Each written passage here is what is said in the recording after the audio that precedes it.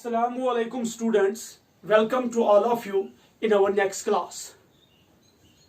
Last class में हमने most widely accepted theory for evolution को read किया जिसका नाम है modern synthetic theory of evolution.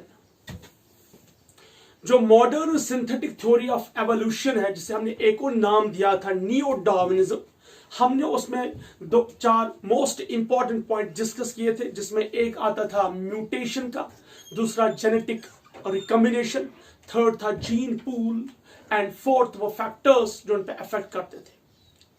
उसके बाद उसी वीडियो में उसी क्लास में हमने रीड किया स्पीसिएशन यानी कि हाउ स्पीशीज आर फॉर्म्ड, उनके टाइप्स, और जिसमें हमने पढ़ा एलोपैट्रिक एंड सिम्पैट्रिक स्पीसिएशन, और उसके बाद हमने रीड किया वो मैकेनिज्म जिससे स्पीसिएशन हो सकती है जिसमें हमने pre matric and post matric पढ़ा. आज नेक्स्ट क्लास में आज के वीडियो में हमारा जो नया टॉपिक है वो है नेचुरल सिलेक्शन.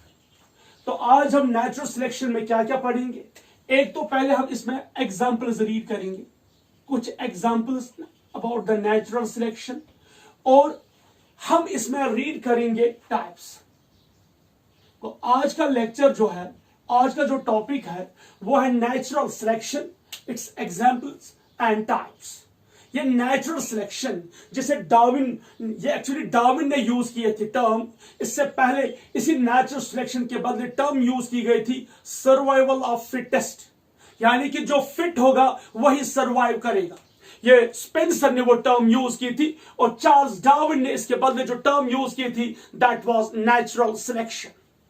मेरे बच्चों कि नेचुरल सिलेक्शन और survival of fitness one are the same है. सर्वाइवल यानी कि वही सर्वाइव करेगा विच इज फिट, जो सबसे फिट होगा, फिजिकली फिट होगा, साइकोलॉजिकली फिट होगा.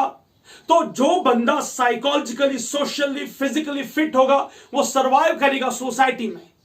इसी तरीके से जो एनिमल या जो ऑर्गेनिज्म फिट होगा, जेनेटिकली फिनोटिपिकली फिट होगा, वो सर्वाइव करेगा अपनी सोसाइटी में, वो सर्वाइव करेगा अपने एनवायरनमेंट में, वो सर्वाइव करेगा अपने हैबिटेट में. ये डार्विन ने कहा था. तो इसी पॉइंट को हम कंटिन्यू करते हुए यहां इस वीडियो में देखेंगे, इस क्लास में देखेंगे कि क्या होता है नेचुरल सिलेक्शन. देखिए बेटा, नाम नेचुरल सिलेक्शन, वो चीज जिसे नेचर सिलेक्ट करेगी, वो चीज जिसे क्या करेगी सिलेक्ट, नेचर. यानी कि nature means habitat, nature means environment. Environment हमेशा बेस्ट को सिलेक्ट करता है. आप लोग सपोज कल 12th क्लास के एग्जामिनेशन दोगे, आप में से जो सबसे बेस्ट होगा उसे सिलेक्ट किया जाएगा. उसके बाद आप नीट के लिए जाओगे, नीट के एग्जाम में वही सिलेक्ट होगा एमबीबीएस के लिए जो आप में से सबसे बेस्ट होगा. उसके बाद आगे चलकर बहुत सारे कॉम्पिटेटिव एग्जाम्स है, जो आप में से बेस्ट होगा, जो आप में से फिट होगा वही सर्वाइव करेगा. इट मींस कि जो सबसे बेस्ट होगा उसी को आगे जगह मिलेगी. Same applies here. एनवायरनमेंट में, हैबिटेट में, नेचर में जो एनिमल, जो ऑर्गेनिज्म फिट होगा वो सर्वाइव करेगा. यानी कि अगर कोई एनिमल, कोई ऑर्गेनिज्म फिट नहीं है, उसके अंदर जेनेटिक डिसऑर्डर है, उसके अंदर कुछ इश्यूज है, उसके अंदर कुछ प्रॉब्लम्स है, वो अपने आप को सर्वाइव नहीं करता हैबिटेट में, वो अपने आप को सर्वाइव नहीं करता एनवायरनमेंट में, वो अपने आप को अडैप्ट नहीं करता है, उसे अडैप्टेबिलिटी इश्यूज है. What will happen? एनवायरनमेंट उसको एलिमिनेट करेगा. यानी कि we are in living in a race, वही अप्लाई हो रहा है. आज आप देखिए कोरोना वायरस, जिसकी इम्यूनिटी बेस्ट है, जो कंट्रोल करेगा, जिसको अपने इमोशंस पे, अपने दिमाग पे कंट्रोल है, और जिसकी हम कह सकते हैं इम्यूनिटी बेस्ट है, वो सर्वाइव करता है. इसी प्रकार का ये है कि जो एनिमल या जो ऑर्गेनिज्म सबसे बेस्ट है, जेनेटिकली सबसे बेस्ट है, उसकी जो कैरेक्टर्स है, उसकी जो फीचर्स है, वो अडैप्टेबल है, वो टुवर्ड्स द एनवायरनमेंट है, वो यानी कि अकॉर्डिंग टू हैबिटेट है, वो अगेंस्ट द हैबिटेट नहीं है, वो सर्वाइव करेगा. और जो इसमें से हम कह सकते हैं फिट नहीं है, वो सर्वाइव नहीं करेगा. So simply we will write those organisms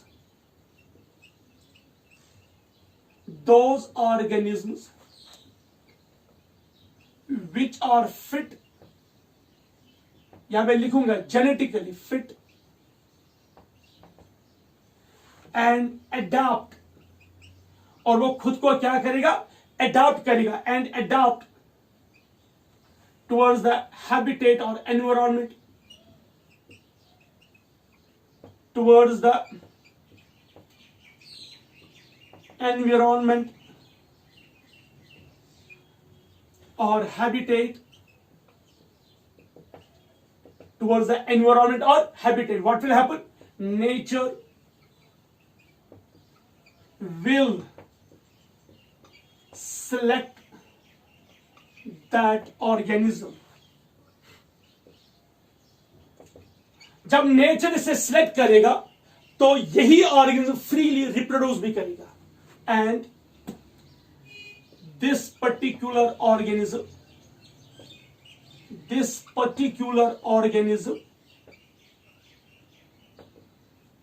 will reproduce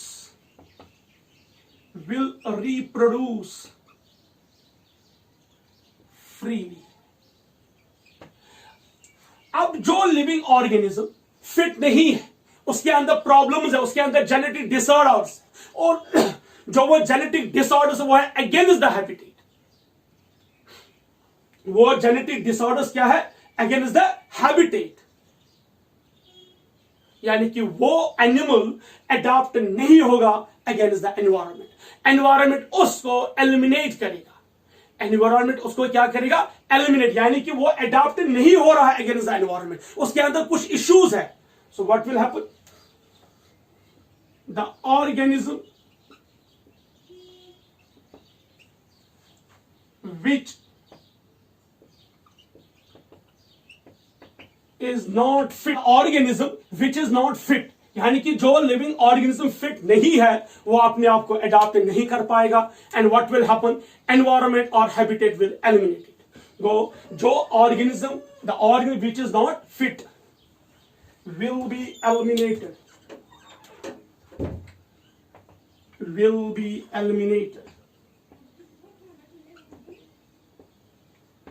be eliminated. तो वो उसे एलिमिनेट करेगा, वो जो है रिप्रोडक्शन फ्रीली नहीं करेगा, यानी उसकी एलिमिनेशन हो जाएगी. That is the natural selection. Natural selection की 3 टाइप्स है, लेकिन उससे पहले हम स्टडी करेंगे इसके एग्जांपल्स. तो ये एग्जांपल्स आप लोगों ने इससे पहले भी सुने होंगे, तो we will first read the examples. हम 4 मोस्ट इंपॉर्टेंट एग्जांपल्स रीड करेंगे, उसके बगैर भी कुछ एग्जांपल्स है, लेकिन जो आपके सिलेबस में है, एनसीईआरटी के सिलेबस में, हम खाली वही रीड करेंगे. एक्स्ट्रा गार्बेज दिमाग में रखने की जरूरत नहीं है. नो डाउट इससे ज्यादा भी एग्जांपल्स हम रीड कर सकते हैं, लेकिन वो हमारी किसी काम नहीं है. जिन पे क्वेश्चन पूछे जा सकते हैं, जो नीट में आ सकता है, हमें खाली उसी को रीड करना चाहिए. तो हम पहले रीड करेंगे एग्जांपल्स.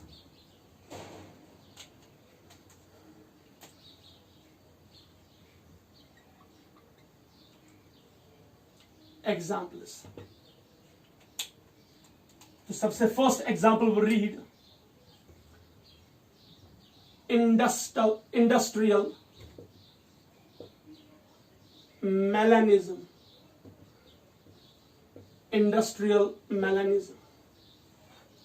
सीडीएस स्टूडेंट्स, क्या होता है इंडस्ट्रियल मेलानिज्म? ये एक्चुअली जो ये मेलानिज्म है, ये हुआ कुछ ऑर्गेनिजम्स, इनका नाम है मॉथ्स.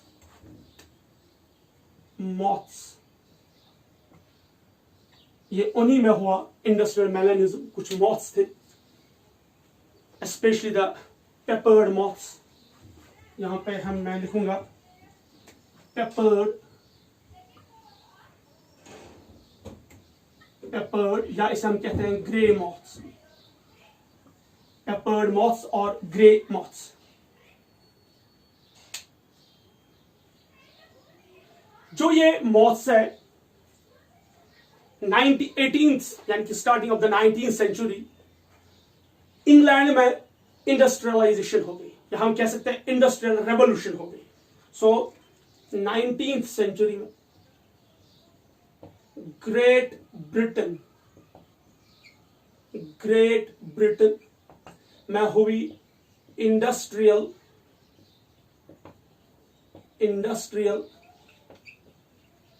रेवोल्यूशन हुआ.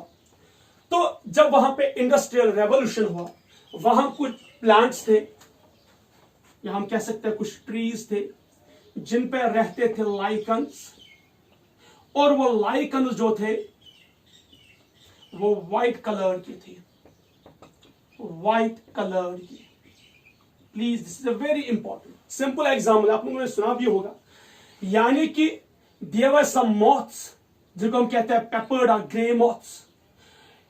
वो 19th सेंचुरी की बात कर रहा हूं, जब इंडस्ट्रियल रेवोल्यूशन हुआ इंग्लैंड में। They were living on some trees, उन ट्रीज पे जो लाइकन्स थे वो व्हाइट कलर के थे, तो ये उन्हीं पे रहते थे। और जो ये मॉथ्स थे ये 2 कलर के थे, यानी कि ये जो मॉथ्स ये 2 टाइप्स की थी। एक मॉथ वो है जो ब्लैक इन कलर था, जिसे हम बोलते हैं ब्लैक मॉथ। ब्लैक मॉथ, इसका जूलॉजिकल नेम है बेलाटोना कार्बोनिका, कार्बोनिका। और दूसरा जो था वो व्हाइट कलर्ड का था, व्हाइट कलर्ड, इसका नाम था बी बेलाटोना, जिसका नाम था बेलाटोना, जिसका नाम था बेलाटोना।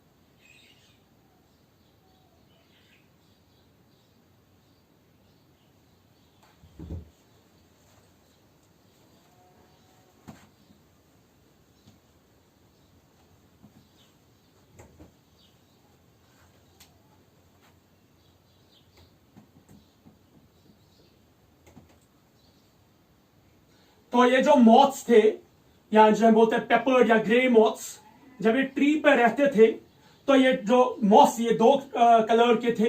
एक थे ब्लैक कलर के, ब्लैक कलर के, और दूसरा व्हाइट कलर का। जो ब्लैक कलर का था इसका नाम था बिस्टन, बिस्टन कार्बोनिका, बिस्टन कार्बोनिका। और जो व्हाइट कलर का था इसका नाम था बिस्टन, बिस्टन बेलाटोना, बिस्टन बेलाटोना, इसका जूलॉजिकल नेम है। सो मैं रिपीट कर रहा हूं, इंडस्ट्रियल मैनरिज्म क्या है। 19th सेंचुरी में ग्रेट ब्रिटेन में इंडस्ट्रियल रेवोल्यूशन हो गई, जिसमें कुछ मॉथ्स थे जो पेपर्ड या ग्रे कलर के मॉथ्स थे। तो वो जो ग्रे कलर के मॉथ्स थे, 2 टाइप्स, इनके 2 कलर है। एक है ब्लैक कलर, इसका नाम है बिस्टन कार्बोनिका, और दूसरा जो व्हाइट कलर के थे इसका नाम था बिस्टन बेलाटोना। ये दोनों जो है ये उस वक्त ट्री पर रहते, लाइकन्स पर, जिनका प्लांट के लाइकन्स पर रहते थे, और वो लाइकन जो है वो व्हाइट कलर के थे। नाउ डियर स्टूडेंट्स, ध्यान से सुनिए, जो व्हाइट कलर का मॉथ था इसका कलर किसके साथ मिलता था? व्हाइट कलर्ड लाइकन्स के साथ। सो दैट मीन्स जब प्लांट पे, लाइकन्स पे ये व्हाइट कलर के मॉथ्स थे, तो क्या होता था, व्हाइट कलर का लाइकन और व्हाइट कलर का मॉथ जो थे ये इस तरह मैच होते कि इनमें पहचान नहीं होती थी। जब बर्ड्स आते थे तो इनको ये व्हाइट कलर नहीं दिखता था, क्योंकि लाइकन्स और इस मॉथ व्हाइट कलर का सेम कलर था, जिसकी वजह से ये इनमें कोई डिफरेंशिएशन नहीं होती थी। लेकिन जो ब्लैक कलर का था ये इजीली आइडेंटिफाई होता था, डिस्टिंग्विश होता था इस ट्री पे, क्योंकि दोनों मॉथ्स किन पे रहते थे? लाइकन्स पे।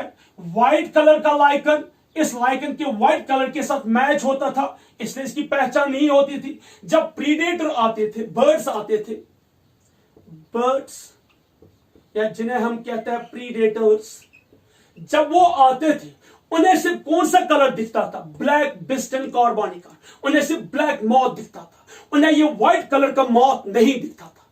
सो वो क्या करते थे? वो इन ब्लैक मॉथ्स को खाते थे। दे ईट दीज ब्लैक बिस्टन। तो इन ब्लैक कलर के मॉथ्स को वो खाते थे, जिससे क्या हुआ? ब्लैक कलर की पॉपुलेशन एब्रप्टली क्या कम होने लगी, डिक्रीज होने लगी। With the passage of time क्या हुआ, वहां पे इंडस्ट्रियल रेवोल्यूशन हो गई। वहां पे जब इंडस्ट्रीज बन गए, उन इंडस्ट्रीज में क्या हुआ, उन मशीन्स को चलाने के लिए क्या चाहिए था, फ्यूल चाहिए था, और वो फ्यूल कौन सा था, कोल।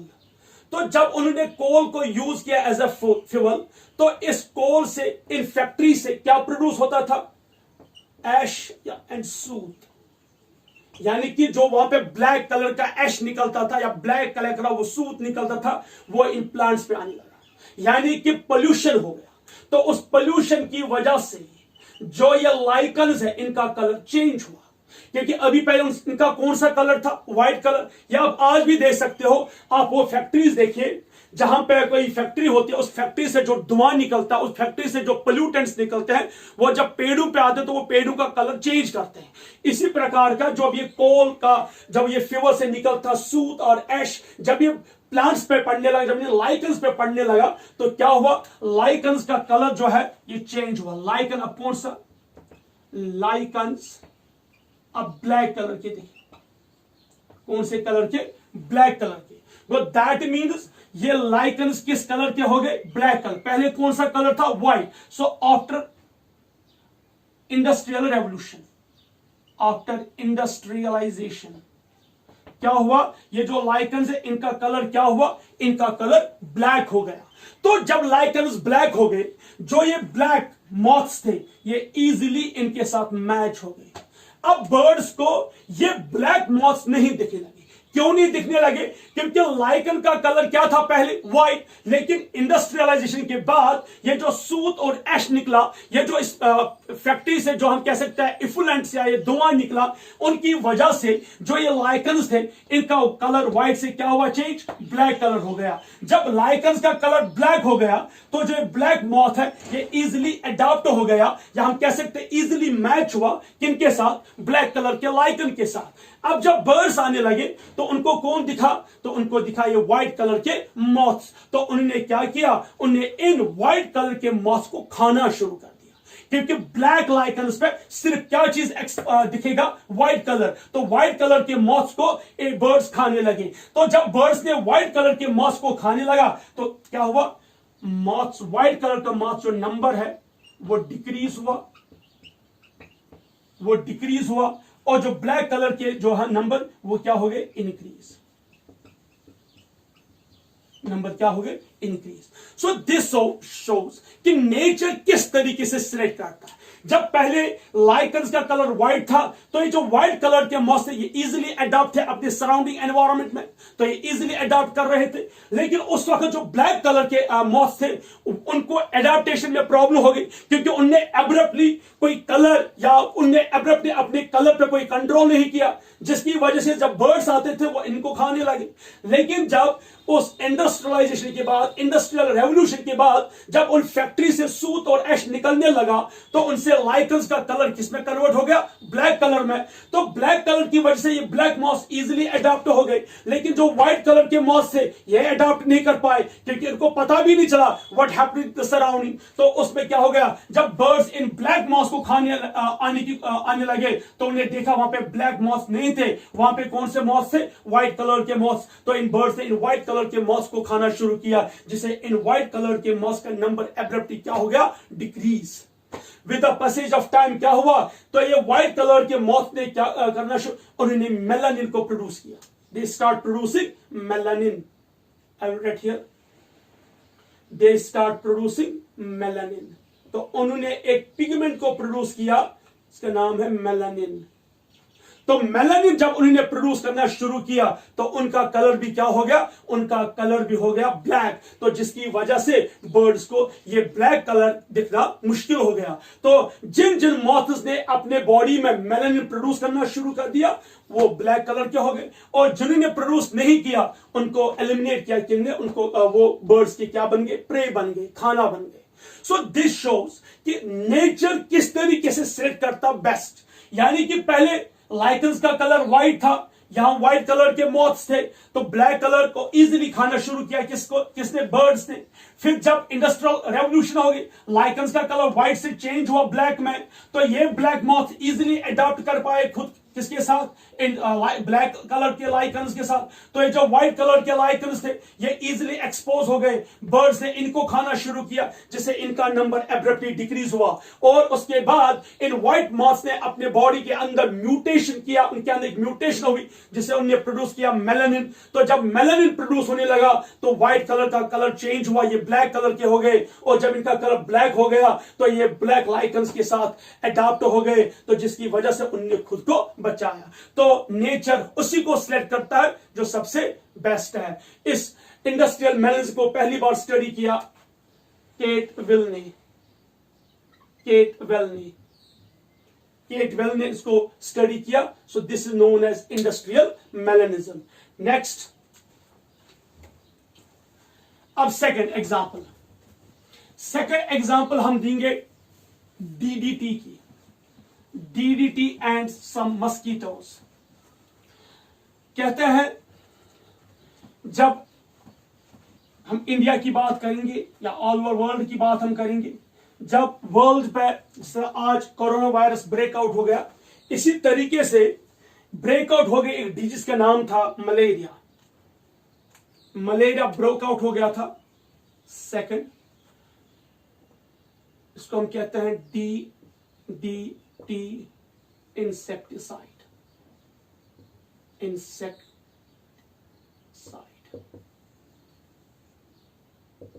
देखिए क्या हुआ। 1945 में मलेरिया ब्रेकआउट हो गया। 1945 में मलेरिया ब्रेकआउट हो गया। चलिए मलेरिया ही नहीं, कहता है उस वक्त बहुत सारे पेस्ट्स या बहुत सारे इंसेक्ट्स या बहुत सारे पेस्ट्स जो है अटैक कर रहे थे। किन पे? बहुत सारे मस्कीटोज, बहुत सारे insects, they were attacking the agriculture land. यानी कि जो एग्रीकल्चर में जो हमारा, हम कह सकते हैं जो हमारे वहां पे फसलें थी उन पे अटैक करने लगे, और उसी में मलेरिया भी ब्रेकआउट हो गया। तो उस वक्त एक ड्रग यूज किया गया था against the malaria and against this insect. ध्यान से, दोनों के लिए, मलेरिया के लिए भी और इन इंसेक्ट्स के लिए भी उस वक्त एक ड्रग यूज किया जाता था जिसका नाम था DDT. Dichloro diphenyl, trichloro ethane. Lower class में हमने ये पढ़ा है, डाइक्लोरो डाइफिनाइल, ट्राइक्लोरो ईथेन। तो उस वक्त लोगों ने अंधाधुंध, विदाउट एनी काइंड ऑफ हम क्या सोच के बगैर, उन्हें इसको यूज किया इंसेक्ट्स पे, उसको यूज किया मलेरिया। देखिए जिस वक्त इस तरह कोरोना है, तो अगर सपोज कोई ड्रग हम देखेंगे, जैसे एंटी मलेरिया ड्रग देखा गया है या बहुत सारे एंटी वायरल ड्रग्स है, तो उन्हें देखा गया और हाईली हम कह सकते हैं प्रोटेक्टिव, किसके लिए? अगेंस्ट दिस हम कह सकते हैं वायरस के लिए, कोरोना वायरस के लिए। तो इस वक्त हर कोई इस ड्रग को यूज करता है। इसी तरीके से जब 1945 में इंसेक्ट्स ने अटैक किया किन पे? फसलों पे, या जब उस वक्त मलेरिया ब्रेकआउट हो गया, तो उस वक्त देखा गया कि this DDT is very important against the mosquito, क्योंकि मस्कीटो की वजह से मलेरिया होता था। और बहुत सारे इंसेक्ट्स ऐसे थे जिन्होंने फसलों को नुकसान पहुंचाया, जिन्होंने हमारी फसलें खराब की। तो उस वक्त इस डीडीटी को एज ए यूज किया to destroy these insect, to destroy these pests.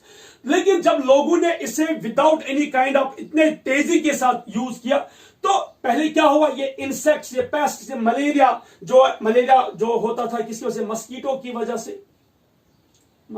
की वजह से।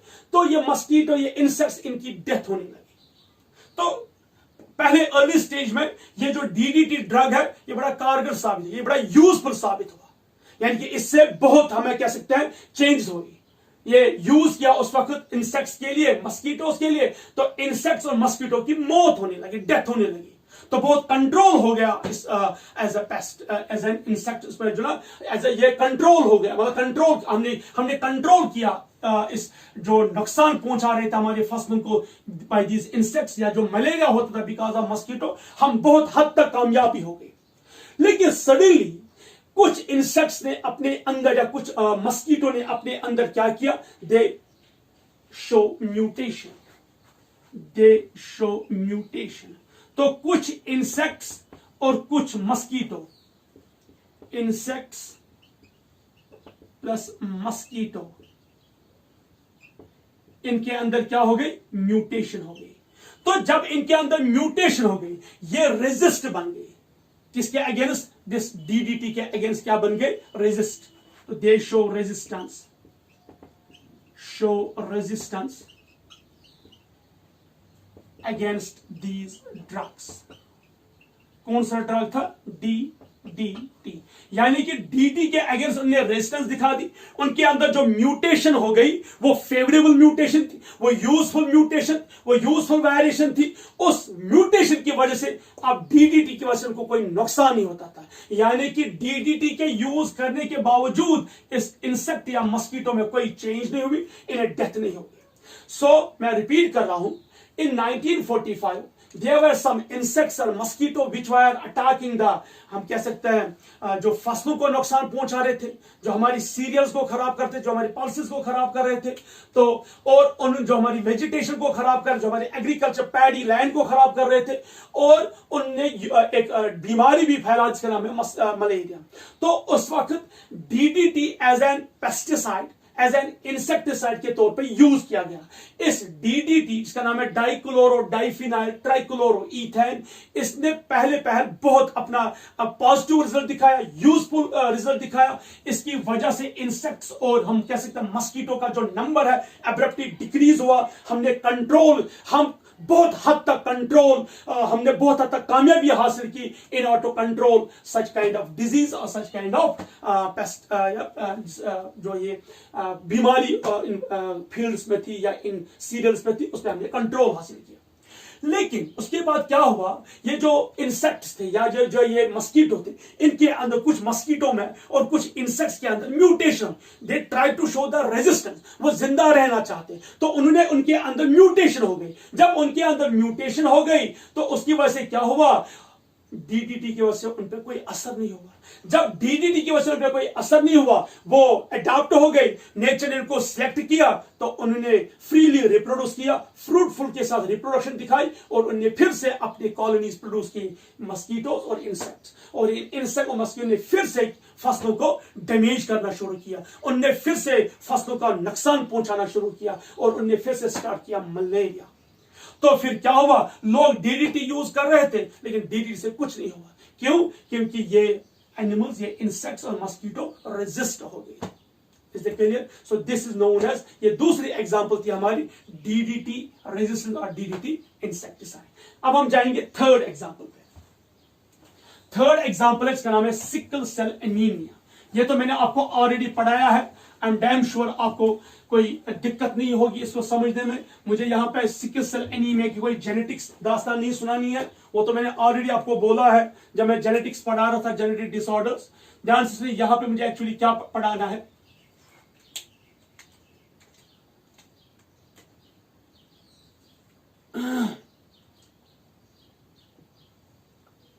Sickle cell anaemia.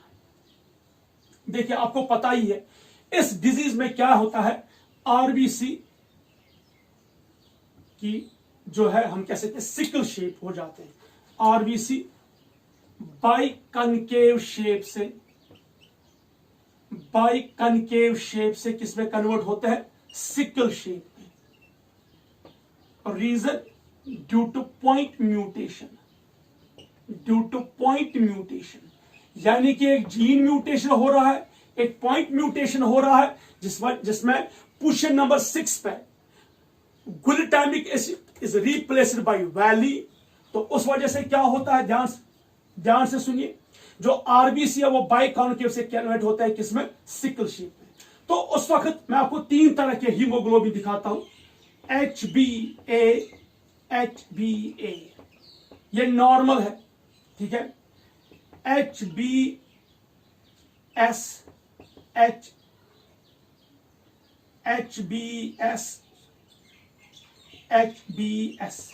यानी कि homozygous condition of sickle cell anaemia में होता है रिसेसिव कंडीशन।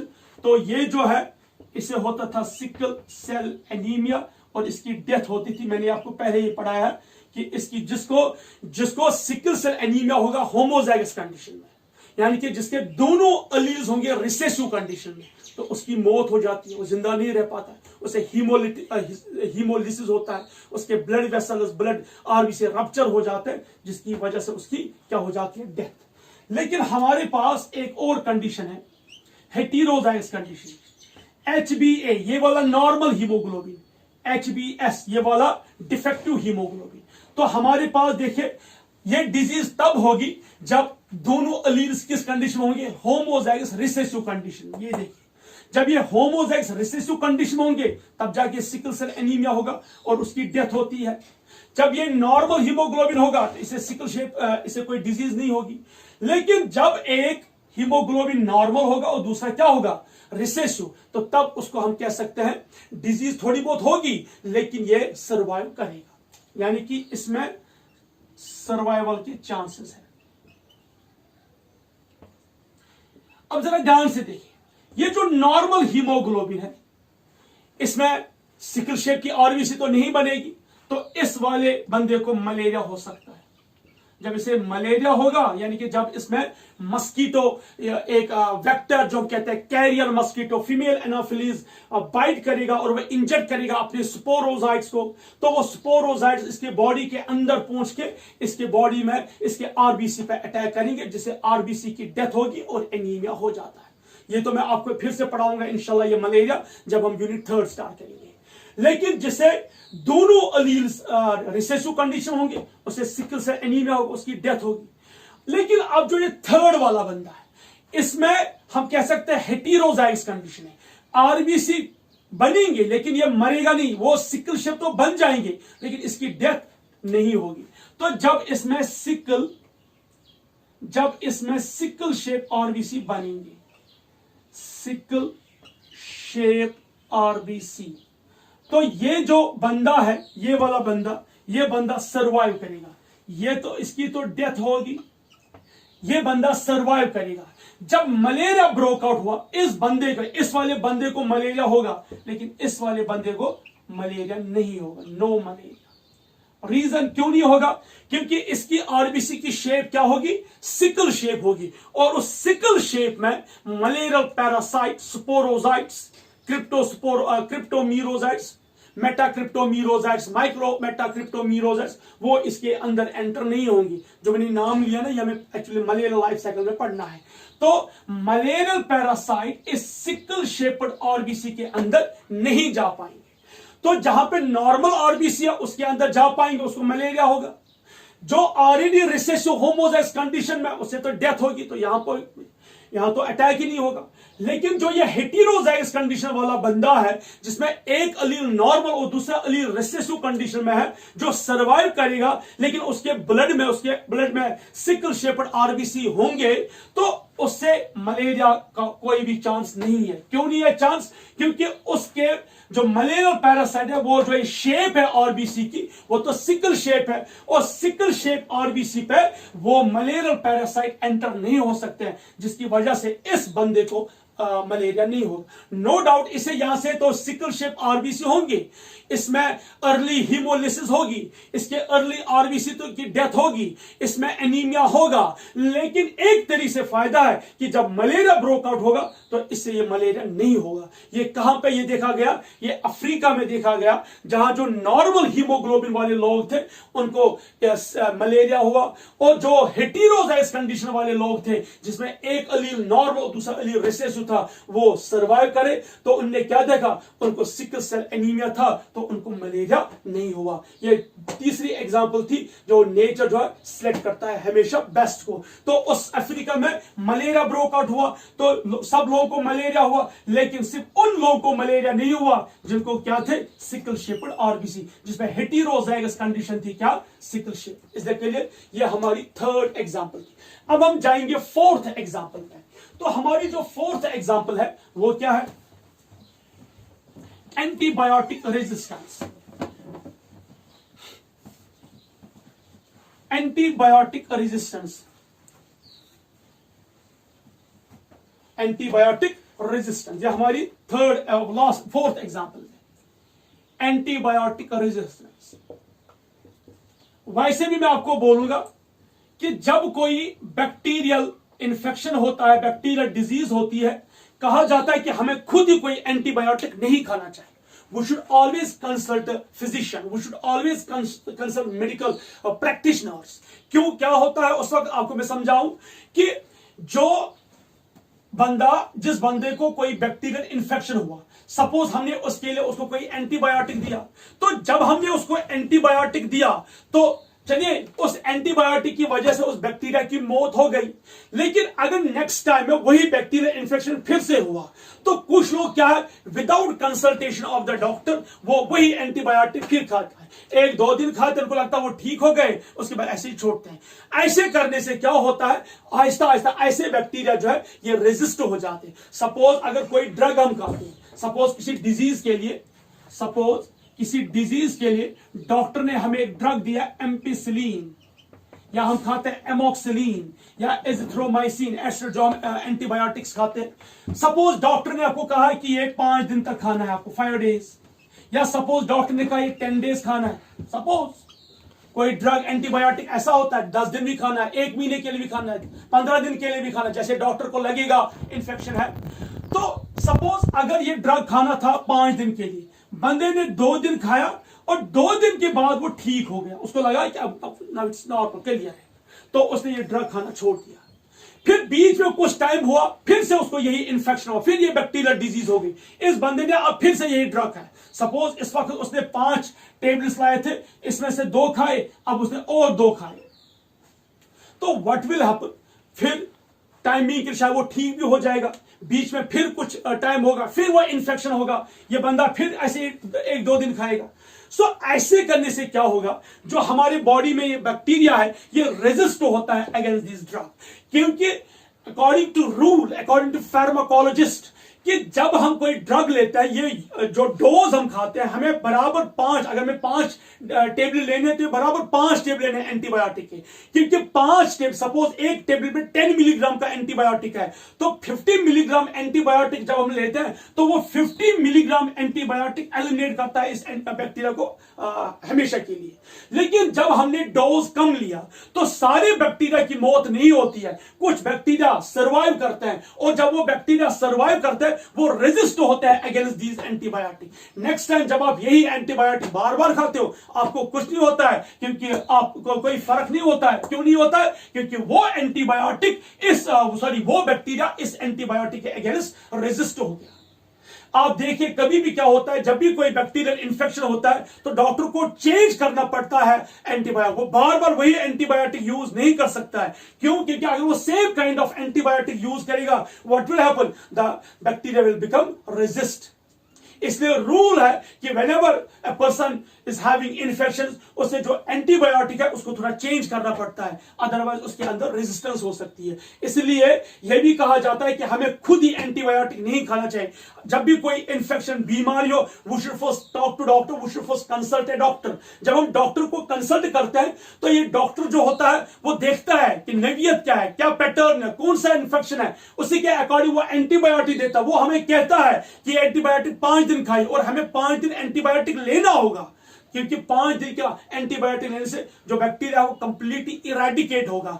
अगर हमने 5 दिन के बाद सिर्फ 2 दिन खाया, 3 दिन खाया, तो हमने फुल डोज नहीं खाया. व्हाट विल हैपन, कुछ बैक्टीरिया सर्वाइव करेंगे. जब कुछ बैक्टीरिया सर्वाइव करेंगे तो वो बैक्टीरिया रेजिस्ट हो जाएंगे इस अगेंस्ट एंटीबायोटिक, और उसके बाद वो बैक्टीरिया नहीं मर सकते हैं विद दिस एंटीबायोटिक. इसके लिए मैं आपको यहां पर एक छोटा सा एक्सपेरिमेंट बोलूंगा जो लीडरबर्ग ने किया.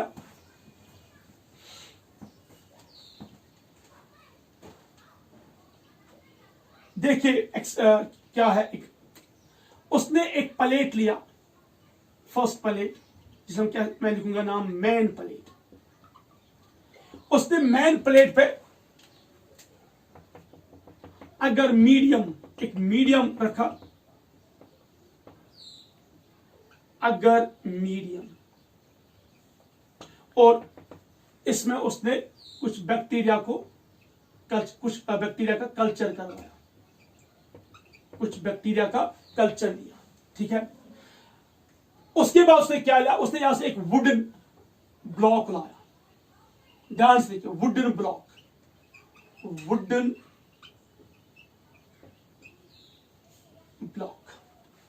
क्या लाया उसने? उसने एक वुडन ब्लॉक लाया,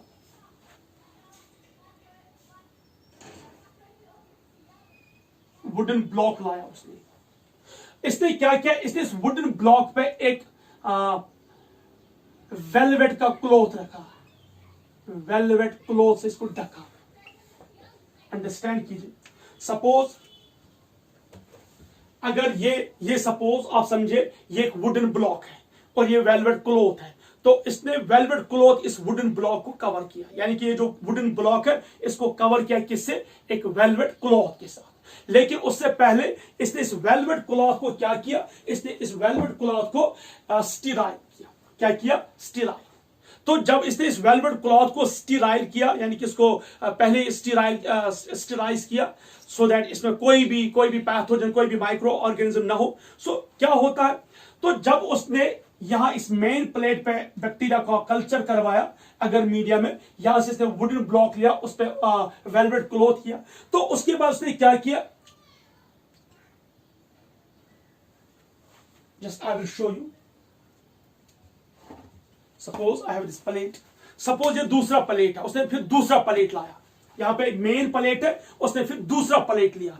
इस प्लेट में उसने अगर मीडियम को रखा और यहां इस वुडन ब्लॉक, ध्यान से देखिए, ये वुडन ब्लॉक है, इस वुडन ब्लॉक पे क्या है? वेलवेट। ये वुडन ब्लॉक है, इस वुडन ब्लॉक पे क्या है? वेलवेट। तो ये मेन प्लेट है, इस मेन प्लेट पे क्या है? एक बैक्टीरिया। तो इसने इसको ऐसे टच किया। टच करने के बाद क्या है? ये जो बैक्टीरिया इस प्लेट पे थे, ये कहां आ गए? On the velvet. वो किस वेलवेट क्लॉथ पे ये बैक्टीरिया आ गए।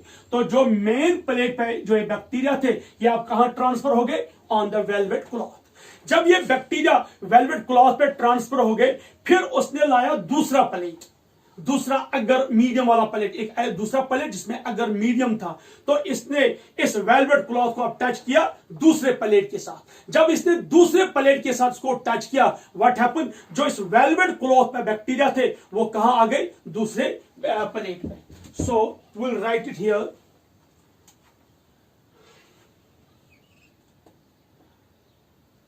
The main plate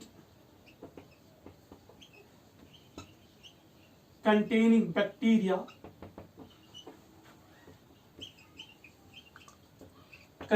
bacteria were touched or blotted with wooden block containing velvet cloth. The bacteria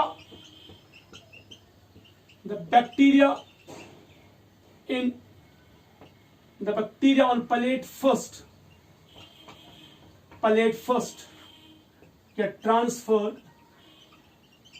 or stick, वो किसके साथ चिपक गए? स्टिक टू वेलवेट क्लॉथ, ठीक है बेटा। तो उन्होंने क्या किया? उन्होंने एक वुडन ब्लॉक लाया, उस वुडन ब्लॉक पे क्या रखा? Velvet cloth. उस वुडन ब्लॉक वाले वेलवेट क्लॉथ को किसके साथ टच किया? इस प्लेट के साथ जिसपे बैक्टीरिया थे।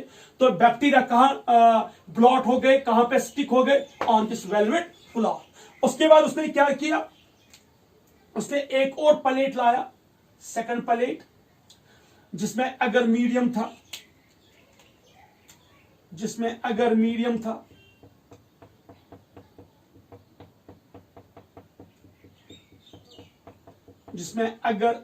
था, I will write it here, अगर मीडियम, प्लीज मोबाइल हाथ में, अगर मीडियम, और मैं यहां पे दिखाऊंगा ये बैक्टीरिया है जो ब्लू कलर के है, ये बैक्टीरिया है। तो ये बैक्टीरिया जब इस वेलवेट क्लॉथ पे आ गए थे, तो यहां पे ये स्टिक हो गए इस सेकंड प्लेट पे, ठीक है।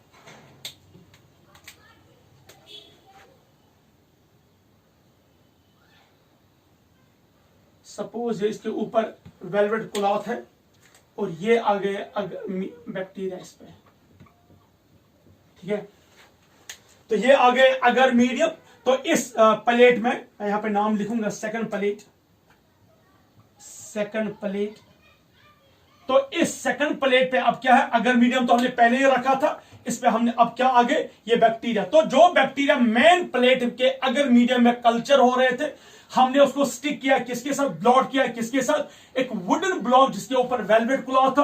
तो ये बैक्टीरिया किसके साथ स्टिक हो गया, इस वेलवेट क्लॉथ के साथ। फिर हमने इस वेलवेट क्लॉथ को, इस वुडन ब्लॉक को जिसके ऊपर वेलवेट क्लॉथ था, किसके साथ स्टिक किया, किसके साथ टच किया, किसका ब्लॉक किया, हमने इसको सेकंड प्लेट के साथ ब्लॉक किया। उस सेकंड प्लेट में क्या था, अगर मीडियम, और वहां पे क्या स्टिक हो गई ये बैक्टीरिया, और इन बैक्टीरिया ने क्या किया वहां पे, उनने वहां पे कल्चर करना शुरू किया।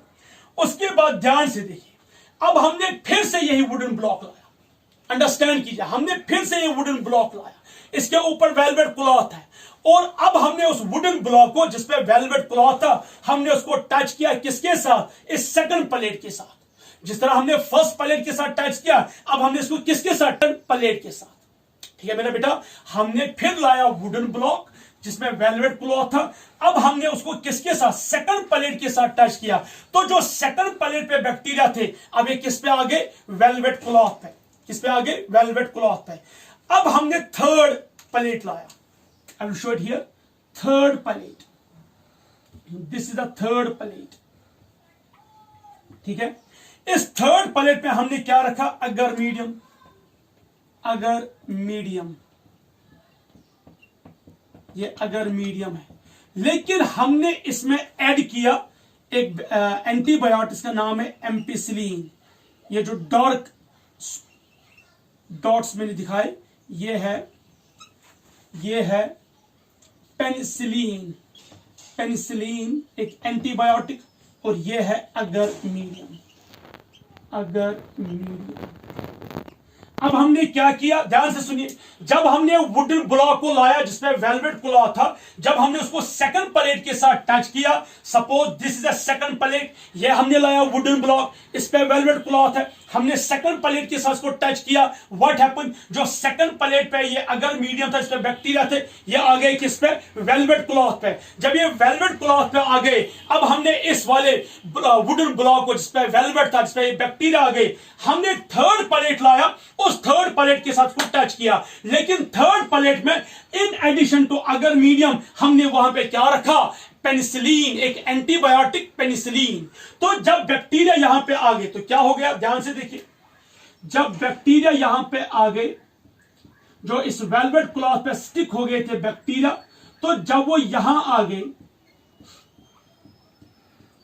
ध्यान से देखिए, हमने जब स्टडी किया इस थर्ड प्लेट को, बैक्टीरिया तो आ गए, लेकिन in presence of penicillin in bacteria की मौत होने लगी। क्या होने लगी, मौत। तो मैं आपको यहां से जिसको मैं क्रॉस दूंगा, इट मींस वो इसकी डेथ हो गई। देखिए ये वाले बैक्टीरिया, इनकी डेथ हो गई, सो इनमें रेजिस्टेंस नहीं थी, ये पेनिसिलिन की वजह से क्या हो गई, इनकी डेथ हो गई, पेनिसिलिन की वजह से इनकी क्या हो गई, डेथ। लेकिन वो जो मैंने यहां पे ब्लू कलर के दिखाए, जिनको मैंने रेड मार्क नहीं किया, ये वाले बैक्टीरिया सर्वाइव कर पाए।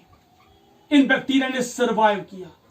कैसे किया, क्योंकि इनके अंदर ऑलरेडी इनके अंदर पेनिसिलिन रेजिस्टेंट जीन था, इनके अंदर ऑलरेडी पेनिसिलिन रेजिस्टेंट जीन था। तो उस पेनिसिलिन रेजिस्टेंट जीन की वजह से इनको, इस पेनिसिलिन की वजह से कोई खतरा नहीं था और इनकी डेथ नहीं होगी। तो दैट मीन्स इस पेनिसिलिन ने सिर्फ उन बैक्टीरिया को मारा जिनके अंदर एंटीबायोटिक रेजिस्टेंट जीन नहीं था, जिनके अंदर पेनिसिलिन रेजिस्टेंट जीन नहीं था। और जिन बैक्टीरिया के अंदर ऑलरेडी एंटीबायोटिक रेजिस्टेंट जीन था, पेनिसिलिन रेजिस्टेंट जीन था, वो सर्वाइव हो गए। तो यहां पे पता चला कि जिस बैक्टीरिया के पास एंटीबायोटिक रेजिस्टेंट जीन नहीं था उसकी मौत हो गई, और जिसके पास ऑलरेडी एंटीबायोटिक रेजिस्टेंट जीन था वो सर्वाइव कर गया। तो दैट मींस नेचर हमेशा बेस्ट को सिलेक्ट करता है। यहां पे ये ब्लू कलर के बैक्टीरिया बेस्ट थे क्योंकि इनके पास एंटीबायोटिक रेजिस्टेंट जीन था, और जिनके पास एंटीबायोटिक रेजिस्टेंट जीन नहीं था, ये बेस्ट लॉट नहीं था, और नेचर उस हैबिटेट ने उसको eliminate किया।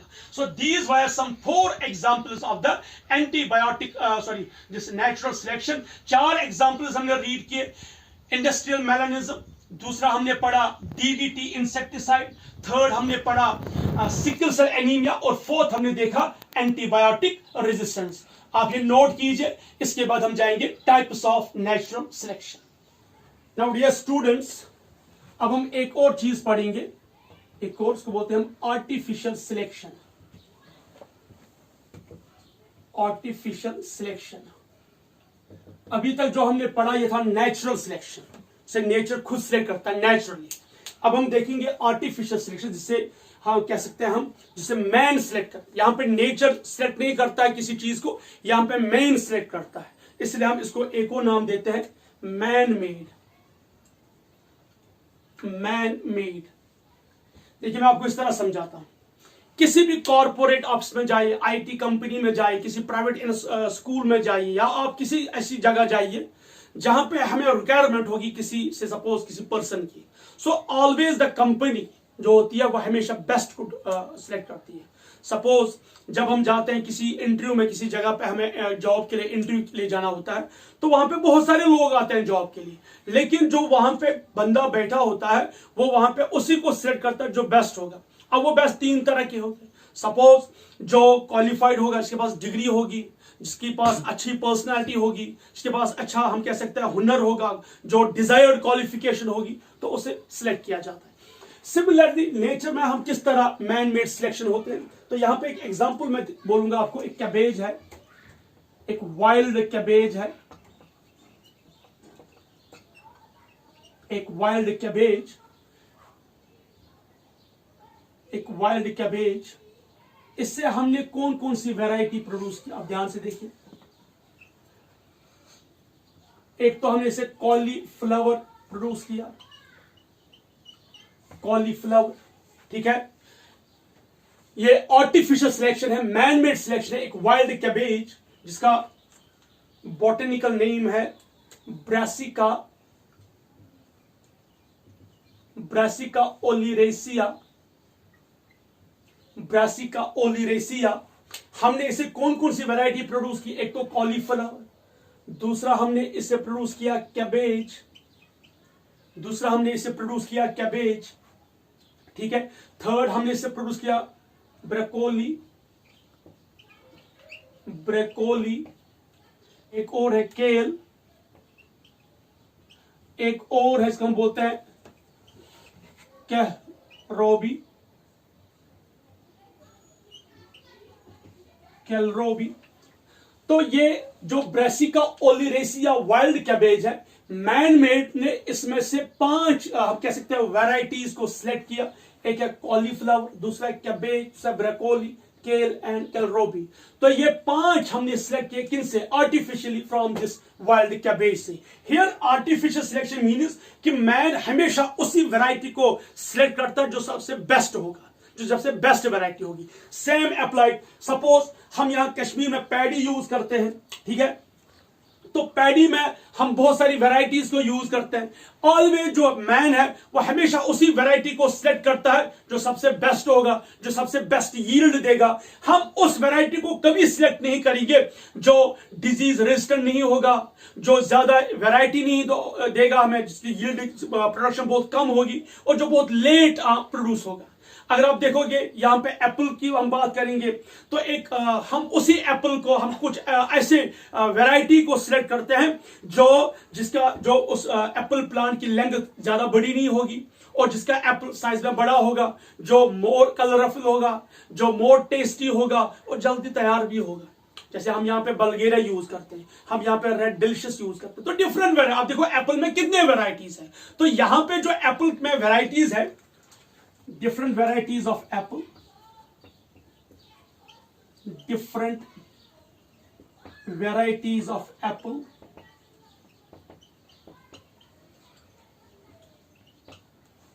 different varieties of apple। तो यहां पे मैन सिलेक्ट करता, मैन हमेशा चाहता मुझे बेस्ट मिले, तो वो उसी चीज को सिलेक्ट करता है जो सबसे बेस्ट होगा।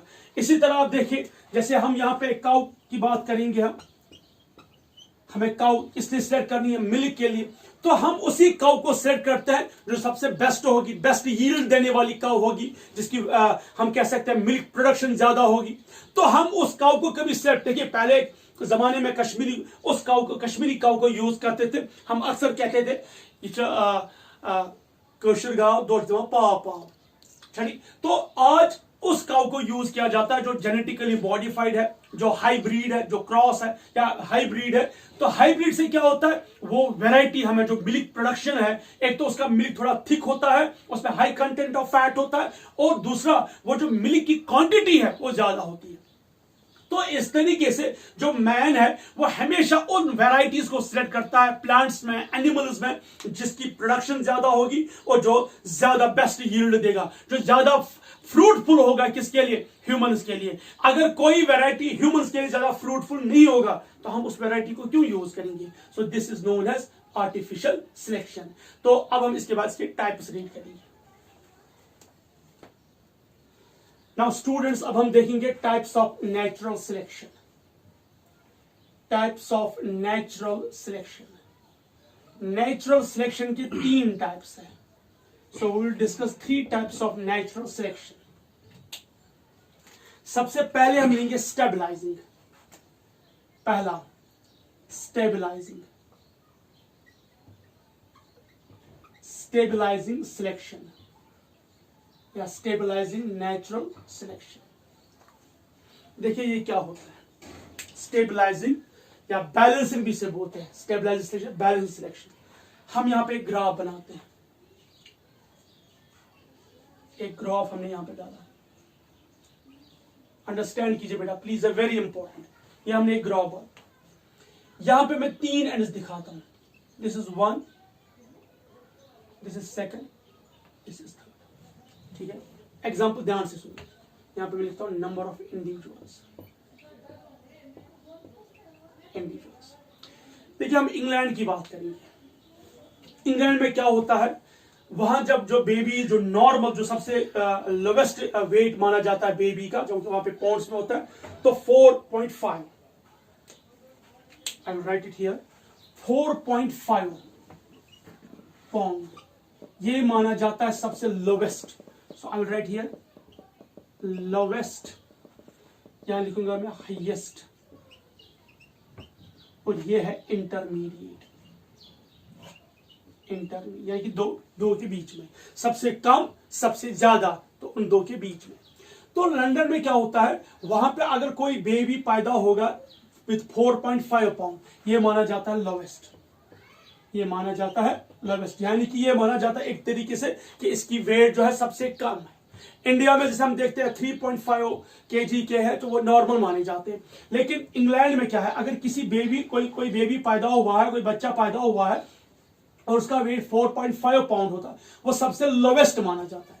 सपोज वो यहां पे है 4.5, तो वो सबसे लोवेस्ट माना जाता है 4.5। और सबसे हाईएस्ट माना जाता है 10 पाउंड। 10 पाउंड को सबसे हाईएस्ट माना जाता है। ठीक है, सो 4.5 पाउंड को माना जाता है लोवेस्ट और 10 पाउंड को माना जाता है हाईएस्ट। इन 2 के बीच में जो इंटरमीडिएट है वो माना जाता है 7 to 8 या 7.5 पाउंड को माना जाता है इंटरमीडिएट। ये नॉर्मल है। नॉर्मल कंडीशन में, यानी कि विदाउट चेंजिंग एनी एनवायरमेंट को चेंज किए बगैर ही जो इंग्लैंड में बच्चे पैदा होते हैं, अगर किसी बच्चे का वेट 4.5 है, इसको माना जाता है लोवेस्ट वेट, और अगर कोई बच्चा पैदा हो 10 पाउंड से माना जाता है हाईएस्ट वेट। लेकिन अगर कोई बच्चा वहां पर 7.5, यह माना जाता है इंटरमीडिएट। तो मेजॉरिटी केस में इंग्लैंड में क्या होता है, वहां पर ऐसे ही 7.5 पाउंड वाले बच्चे पैदा होते हैं। सो बड़े रियर केस में क्या होता है कि लोवेस्ट बच्चे पैदा हो जिनका वेट 4.5 होगा, या वो बच्चे पैदा होते हैं जिनका वेट 10 पाउंड होगा। तो 10 पाउंड और 4.5 पाउंड वाले बच्चे बहुत रियर कम पैदा होते हैं। सबसे ज्यादा जो पैदा होते हैं वो कौन है, इंटरमीडिएट 7.5 पाउंड। तो that means without changing any environment, England में नॉर्मली जो बच्चे पैदा होते हैं वो कौन से वाले प्रेफर्ड होते हैं, इंटरमीडिएट वाले 7.5 पाउंड वाले। तो 4.5 या 10 पाउंड वाले बच्चे बहुत कम पैदा होते हैं। चलिए एक और एग्जांपल इंडिया में देखिए। इंडिया में सबसे जो पीक हमने रखा लोवेस्ट हाइट तक वो रखा हमने 4.5। अगर 4 फीट से नीचे किसी की हाइट होगी, हम उसे कहते हैं कि ये मतलब वो बिल्कुल लोवेस्ट है। और अगर किसी की हाइट से सपोज 7 फीट से अबो होगी, वो माना जाता है टॉलेस्ट। तो नॉर्मल हाइट जो इंडियन की है वो होती है 5 to 5.5 फीट। तो 5.5 फीट जो है ये मानी जाती है नॉर्मल। मेजॉरिटी इंडियंस आप देखोगे 5.5 फीट वाले पैदा होते हैं। तो बिलो 4 फीट यानी कि 2 फीट या 2.5 फीट या 3 फीट वाले बच्चे या 3 फीट वाले लोग या 7 फीट वाले लोग कम होते हैं। मेजॉरिटी क्या होते हैं? इंटरमीडिएट। तो इफ अगर we draw graph I will show you.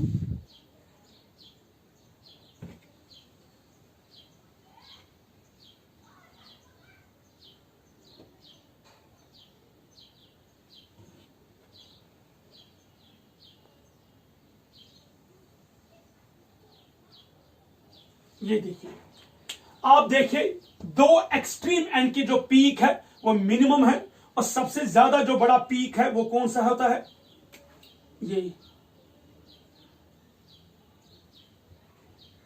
ये इंटरमीडिएट वाला पीक। इसे हम क्या कहते हैं? इंटरमीडिएट। तो आप देखिए इंटरमीडिएट पीक जो है वो टॉल है एंड शार्प, टॉल और ब्रॉड है, ठीक है। तो दैट मीन्स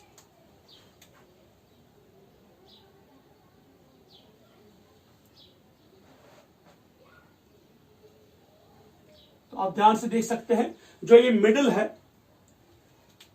जो ये वाला मिडिल है, ये वाला जो है ये माना जाता है इंटरमीडिएट का। सो अब आप ध्यान से देखिए इंटरमीडिएट वाले सबसे ज्यादा है as compare to lowest and highest. तो इसे हम कहते हैं स्टेबलाइजिंग या बैलेंसिंग सिलेक्शन। ये उस केस में होता है जब हम एनवायरमेंट चेंज नहीं होगा। So first of all we write no change in environment, no change in environment, यानी कि ये बहुत इंपॉर्टेंट कंडीशन है। We don't change environment. इसको प्लीज आप अच्छे से लर्न कीजिए। We are not changing the environment. सबसे पीक क्या होगी? Peak broad and tallest. जो यहां पे इंटरमीडिएट की जो पीक बनी वो क्या बनी? ब्रॉड और टॉलेस्ट। एग्जाम्पल किन में होता है? सिंपल सी बात करेंगे, आई विल शो यू। हीमोग्लोबिन की बात करेंगे। देखिए HB ये नॉर्मल हीमोग्लोबिन, ये नॉर्मल हीमोग्लोबिन। अगर इसे मलेरिया होगा तो इसकी डेथ होगी। फिर देखिए दूसरा एंड HB अगर इसे दोनों रिसेसिव एलील्स है, सिकल सेल एनीमिया, तो इसकी भी मौत होगी। लेकिन बीच वाला कौन सा? HB जिसका एक एलील नॉर्मल होगा और दूसरा एलील क्या होगा? Sickle shape. दो इन तीन में से जो मिडिल वाला है इट इज प्रेफर्ड, क्योंकि ये वाला इसको है सिकल सेल एनीमिया, लेकिन इसको मलेरिया नहीं होगा। इसको मलेरिया होगा, मलेरिया। ये तो सिकल सेल एनीमिया की वजह से इसकी मौत होगी, डेथ। तो ये जो दो एक्सट्रीम्स है, ये दोनों एक्सट्रीम्स को मलेरिया की वजह से मौत होगी। यानी कि मलेरिया केस में ये दोनों जो है एक्सट्रीम एंड से प्रेफर्ड नहीं है। सिर्फ प्रेफर्ड कौन है? मिडिल वाला। तो यानी कि ये समझिए लोवेस्ट है, इसे मलेरिया होगा। ये समझिए हाईएस्ट है, ये सिकल शेप है, ये मर जाएगा। लेकिन जो बीच वाला है इसे प्रेफर किया जाता है। तो स्टेबलाइजिंग सिलेक्शन में याद रखें विदाउट चेंजिंग एनी एनवायरमेंट।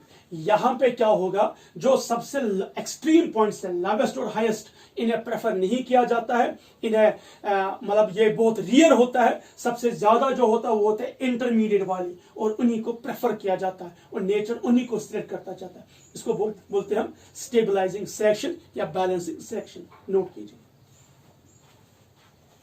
दूसरा टाइप लेते हैं, दूसरा है डायरेक्शनल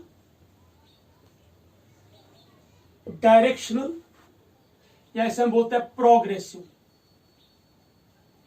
या इसे हम बोलते हैं प्रोग्रेसिव। ध्यान से देखिए, हम एक ग्राफ बनाते हैं। दिस इज अ ग्राफ, ठीक है। ये लोवेस्ट पीक है, ये हाईएस्ट पीक है, और ये इंटरमीडिएट है। ये लोवेस्ट है और ये हाईएस्ट है। आपने देखा होगा, यहां मैं एक लाइव एग्जांपल बोलता हूं। फॉर एग्जांपल इंडस्ट्रियल मेलानिज्म, जो अभी हमने पढ़ा। एक उससे पॉइंट याद रखिए, जो पहला वाला था उसमें हमने एनवायरमेंट चेंज नहीं किया, लेकिन जो सेकंड और थर्ड है यह उन्हीं में होता है जिनमें एनवायरमेंट चेंज होगा। सो पॉइंट याद रखिए, एनवायरमेंट चेंजिंग एनवायरमेंट, यानी कि जब तक ने एनवायरमेंट चेंज होगा ये नहीं होगा। तो डायरेक्शन तभी होगा जब एनवायरमेंट क्या होगा, चेंज होगा। अब आप ध्यान से देखिए, हम बात करेंगे किसकी, हम बात करेंगे इंडस्ट्रियल मेलानिज्म की। इंडस्ट्रियल रेवोल्यूशन से पहले, ध्यान सुनिए, इंडस्ट्रियल रेवोल्यूशन से पहले मैंने भी आपको पढ़ाया, जो लाइकन्स थे वो व्हाइट कलर के थे, उन व्हाइट कलर पे व्हाइट मॉथ्स थे, तो व्हाइट मॉथ्स का नंबर ज्यादा था। जो ब्लैक कलर के मॉथ्स थे उनका नंबर कम था। क्यों था उनका नंबर कम? क्योंकि उनको अटैक करते थे कौन, बर्ड्स। तो we can show it like this.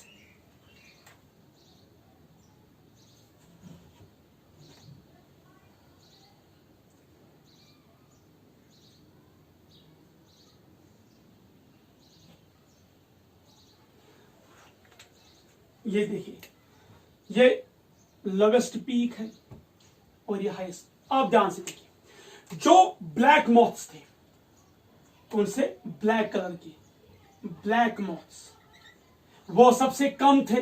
कब? बिफोर इंडस्ट्रियलाइजेशन, बिफोर इंडस्ट्रियलाइजेशन, यानी कि इंडस्ट्रियल एवोल्यूशन से पहले, इंडस्ट्रियल एवोल्यूशन से पहले उन मॉथ्स का जो नंबर था, ब्लैक मॉथ्स का, कम था। क्यों?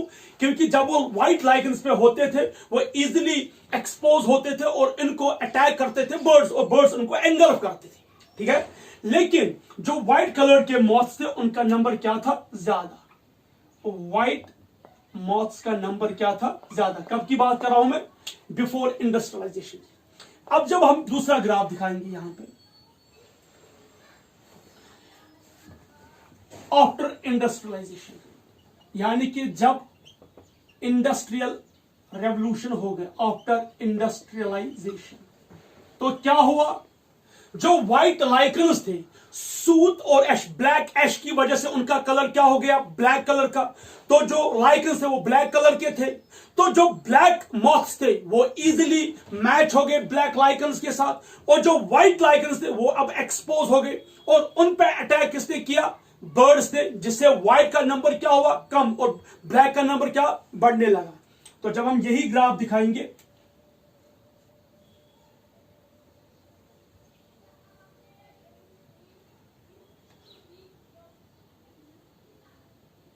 ठीक है, तो अब जरा यहां देखिए,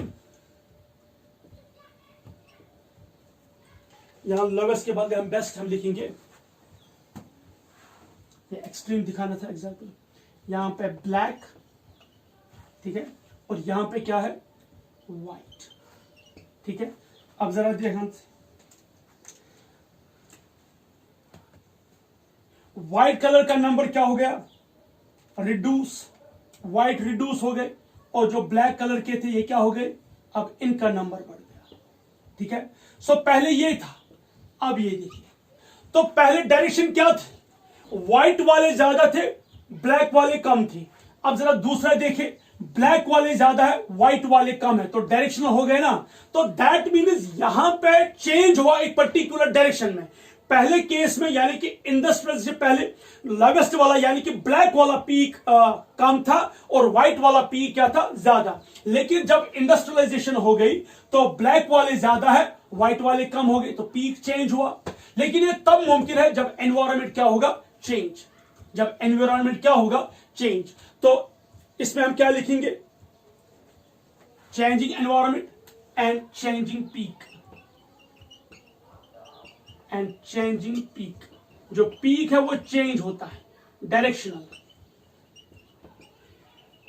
एग्जाम्पल क्या है, इंडस्ट्रियल मेलानिज्म, एक एग्जाम्पल ये भी है। दूसरी एग्जाम्पल आप यूज कर सकते हो जो हमने पढ़ा है, DDT, insecticide. Before DDT the number of mosquito is more, the number of insect is more. After DDT the number of mosquito is less. तो वो एग्जाम्पल आप नोट कर सकते हो, आप ये नोट कीजिए। इसके बाद हम थर्ड पढ़ेंगे। अब हम थर्ड एग्जाम्पल लेते हैं, third type, that is disruptive, disruptive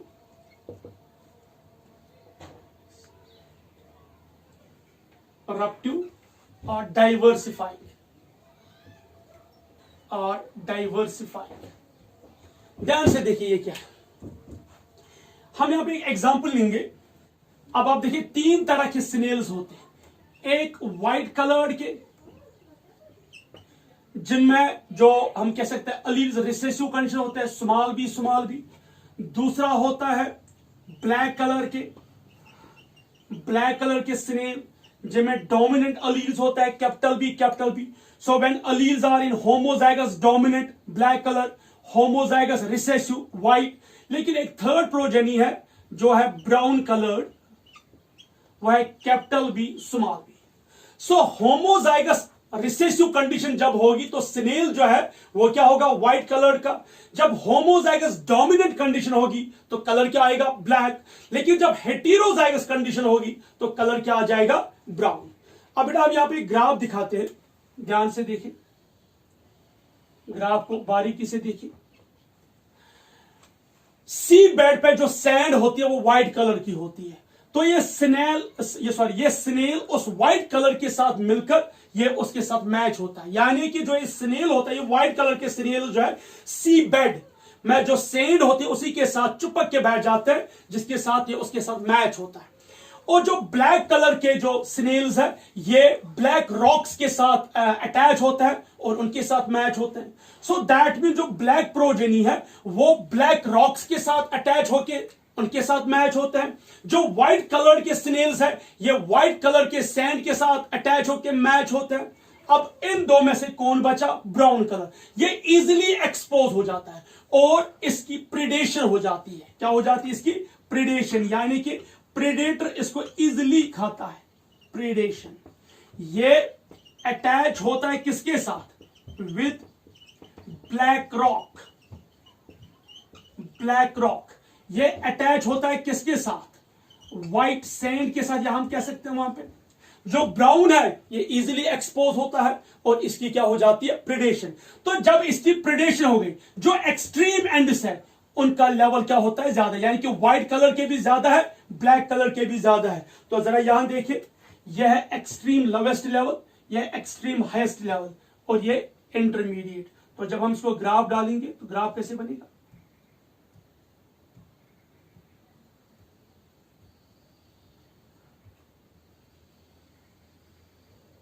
ये देखिए 2 पीक्स इसमें आते हैं, इसमें 2 पीक्स आते हैं, एक ये वाला पीक लोवेस्ट का और एक ये पीक हाईएस्ट, यानी कि 2 पीक्स आते हैं। 2 एक्सट्रीम एंड्स के 2 पीक्स होता है और जो इंटरमीडिएट है उसकी कोई पीक नहीं है। सो हम यहां ये कह सकते हैं 2 पीक्स, ये याद रखिएगा, 2 peaks at extreme level, no peak at intermediate, यानी कि इंटरमीडिएट में कोई भी पीक नहीं होती है। और गेटिंग माय पॉइंट।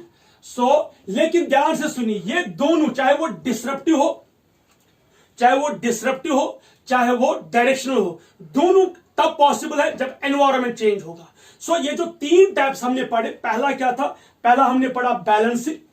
तो बैलेंसिंग जो हमने पढ़ा या स्टेबलाइजिंग जो हमने पढ़ा, उसमें एनवायरनमेंट चेंज नहीं होता, उसमें जो नॉर्मल कैरेक्टर होता है, जो नॉर्मल एनवायरनमेंट होता है, उसमें जो हमने देखा कि इंटरमीडिएट का पीक जो है बड़ा होता है।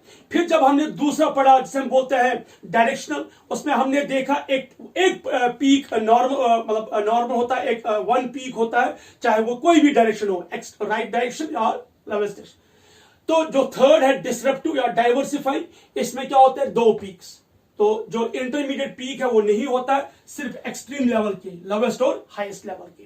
सो मैं फिर रिपीट करता हूं, जो पहला टाइप था स्टेबलाइजिंग में, उसमें इंटरमीडिएट पीक पे होती है और जो एक्सट्रीम एंड्स के पीक्स नहीं होते, ठीक है, लेकिन उसमें एनवायरनमेंट चेंज नहीं होता, नॉर्मल एनवायरनमेंट में। फिर दूसरा हमने पढ़ा डायरेक्शनल। जो डायरेक्शनल होता है उसमें हमने क्या देखा, उसमें एक पीक होती है बाई इन चेंजिंग एनवायरनमेंट। कौन सी पीक, या वो होगी लोवेस्ट लेवल की या वो होगी हाईएस्ट लेवल की, तो वहां पे सिर्फ एक ही पीक एक डायरेक्शन में होती है। थर्ड जो होती है डिसरप्टिव या डाइवर्सिफाइंग, उसमें 2 पीक्स होता है एक्सट्रीम लेवल पे, इंटरमीडिएट लेवल पे कोई भी पीक नहीं होती है। By this we have completed natural selection, उसके एग्जांपल्स और उसके टाइप्स। तो आपके नोट में ये तीनों मैंने एक साथ दिखाए, वहां पे उनको कंबाइन करके मैंने दिखाया वहां पे ये ग्राफ। यहाँ चूंकि बोर्ड छोटा है तो पॉसिबल नहीं है, तो जो आप नोट पढ़ोगे, जो मैं नोट्स सेंड करता हूँ व्हाट्सएप पे, तो वहां पे उसमें ऑलरेडी जो है आपके सारे ग्राफ्स होंगे। सो आज हमने ये वीडियो कंप्लीट किया, ये वीडियो नंबर 10 था। अब इस वाले वीडियो एवोल्यूशन में से 2 ही वीडियो रहते हैं, जिसमें एक हार्डी वीनबर्ग का प्रिंसिपल और दूसरा रहता है एवोल्यूशन ऑफ मैन। तो वो नेक्स्ट क्लास में होंगे। Till then, happy learning and have a good day. अस्सलामु अलैकुम व रहमतुल्लाहि व बरकातहू।